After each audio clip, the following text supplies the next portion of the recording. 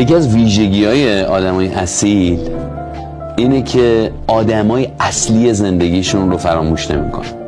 یعنی تو اگه میخوای ببینی که این آدم اصیله یا فیکه، اورجیناله یا قلابیه، ببین با آدمای اصلی زندگیش چیکار میکنه. اینکه آدما با اصلی ترین آدمای زندگیشون چه کاری انجام میدن، چه جوری رفتار میکنن، میزان اصالتشون رو نشون میده. هر چقدر آدمو قلابی تر دنبال آدمای جدید میدونن، با اینکه آدمای اصلی هنوز تو زندگیشون هستن.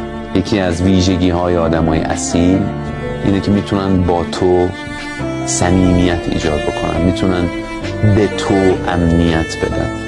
آدمای قلابی فیکن، همه چیشون ظاهری و سطحیه، لبخنداشون هم مصنوعیه. نقابشون که برداشته بشه بیشتر از همیشه نیت